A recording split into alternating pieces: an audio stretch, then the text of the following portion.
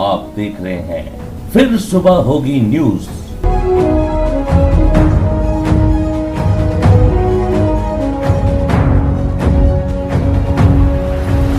Breaking news.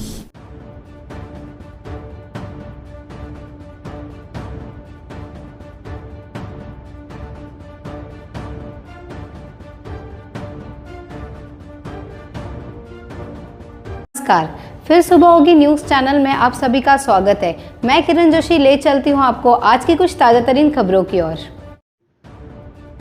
जब 4 अप्रैल को महानगर पालिका से समस्त पार्षद कार्य मुक्त हो चुके, उनका कार्यकाल पूर्ण हो चुका, तो उसके पश्चात कचरे का ठेका क्यों दिया गया? ये एक बहुत बड़ा प्रश्न था। इस बारे में हमने अलग अलग नगर पार्षदों से यानी शहर के नगर सेवकों से कांटेक्ट किया, उनसे बातचीत करने की कोशिश की, पर प्रत्येक नगर सेवक उसे टालता हुआ दिखाई दिया। तो हम जा पहुंचे नरेश टहलरामानी जी के पास और हमने उनसे पूछा कि इसके पीछे क्या कारण हो सकता है। तो आइए हम सब देखते हैं कि क्या कहना है श्री नरेश टहलरामानी जी का। नरेश जी भाई साहब नमस्ते। नमस्ते जी भाई साहब, एक्चुअली ये सर्वविदित है कि 4 अप्रैल को महानगर पालिका बर्खास्त हो गई थी। फिर ये जो कचरे का मुद्दा आया जिस पे हम पिछली बार आपसे मिले थे, पर यहाँ देखने में आया है कि हमने कई नगर सेवकों से, कई नगर पार्षदों से बात की, पर कोई भी नगर पार्षद कैमरा के सामने आने के लिए तैयार नहीं है। कोई ना कोई व्यक्तिगत कारण बता के वो उस बात से कतरा रहे, टाल मटोल कर रहे हैं। मैं आपसे इस बारे में आपके व्यक्तिगत विचार जानना चाहूंगी। कृपया मेरे चैनल के दर्शकों को बताइए कि इसके पीछे क्या कारण हो सकते हैं। सभी दर्शकों को मेरा प्रेम भरा नमस्कार। शर्मा मैडम, मैं खाली थोड़ी सी आपको क्लैरिफिकेशन दे दूं। आपने अपना जो संबोधन किया उसमें बताया कि नगर पालिका, महानगर पालिका बर्खास्त हो गई 4 तारीख को। महानगर पालिका बर्खास्त नहीं हुई, इन जो नगर सेवक हैं उनका कार्यकाल समाप्त हुआ था। तो यह हो गई एकदम स्पष्टीकरण इस चीज़ की। अब आप कह रहे हैं कि कई नगर सेवक कैमरा के सामने आने के लिए, इस कचरे के मुद्दे के ऊपर बात करने के लिए कतरा रहे हैं। मैं नहीं जानता हूं कौन से वो नगर सेवकों को आपने अप्रोच किया है, क्यों नहीं आना चाहते हैं। हाँ, क्यों नहीं आना चाहते हैं इस विषय पे थोड़ी बहुत मुझे जो जानकारी है मैं आपको समझा सकता हूं, बता सकता हूं। हमारे सिंधी में ऐसे एक कहावत है कि वात खाए अख्यू शर्माएं।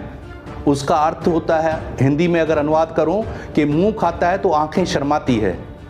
तो ऐसा लग रहा है मुझे वो शायद इसलिए भी कतरा रहे होंगे क्योंकि उनको कुछ मिला होगा, कुछ उनको लोभ मिला है, कुछ पैसा मिला होगा, कुछ न कुछ हुआ होगा, इसके लिए शायद कतरा रहे होंगे। क्योंकि ये तो ऐसा मुद्दा है, शहर का मुद्दा है, ज्वलंत मुद्दा है, जिसके ऊपर अगर नगर सेवकों ने ईमानदारी से कुछ किया है तो कैमरा के सामने आके स्पष्टीकरण देने में कोई बड़ी बात नहीं है।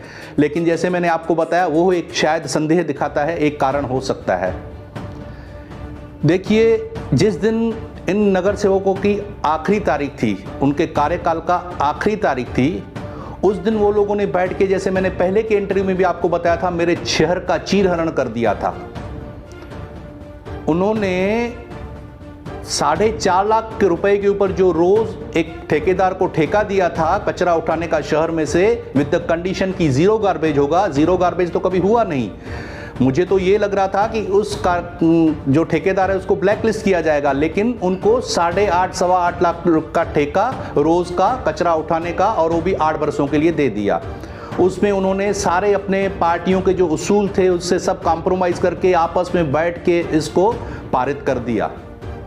अब बात ऐसी है, जो मुझे इतिहास या शास्त्रों की जानकारी है उसमें यह बताया गया है कि जब द्रौपदी का कौरव के दरबार में चीरहरण हो रहा था तो बड़े बड़े रथी महारथी अपने पदों पे बैठे थे, अपने सिंहासनों पे बैठे थे। वो चुपचाप वो चीरहरण देख रहे थे, मूक दर्शक बन के बैठे हुए थे। उस समय श्री कृष्ण जी आए थे और द्रौपदी जी का मर्यादा संभाली थी, उनकी मर्यादा संभाली थी, एक औरत की इज्जत संभाली थी और उनका चीरहरण होने से बचाया था। तो मैं ये समझता हूँ कि ये जो मूक दर्शक है वो भी जनता है, और जो कृष्ण अगर बनना है, कोई कृष्ण ऊपर से नहीं आएंगे, वो कृष्ण भी जनता को ही बनना है। अगर जनता यह मूक दर्शक बन के चुपचाप बैठी रहेगी तो सज़ा तो उनको भी आनी है, उनके पीढ़ियों तक आनी है। लेकिन अगर वो कृष्ण बन के अपने शहर का चीर-हरण बचाना चाहें तो बचा भी सकते हैं। इस शहर में कई वकील हैं, एडवोकेट हैं, वो चाहें तो इसका लीगल पहलू चेक करके PIL फाइल कर सकते हैं अपने शहर को बचाने के लिए। जनता, लोकतंत्र में सबसे ज़्यादा ताकत जनता के पास रहती है। वो अगर चाहें तो आने वाले चुनाव में पूरा का पूरा काया पलट कर सकते हैं, क्योंकि ये जनता है, सब जानती है, सब समझती है। अगर वो चाहें तो नए चेहरों को वोट दे करके उनको आगे ला सकते हैं और अपने शहर को बदलाव में ला सकते हैं। अन्यथा मेरे शहर की हालत तो ख़राब है, सबके सामने है। मैं यह मानता हूँ कि कुछ पिछले 15 वर्षों से 10-15 वर्षों से इस शहर में काली अमावस की रात चल रही है।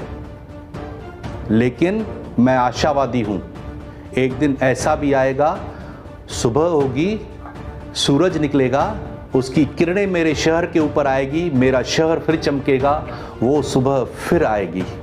धन्यवाद जी, धन्यवाद। देखते रहें फिर सुबह होगी न्यूज।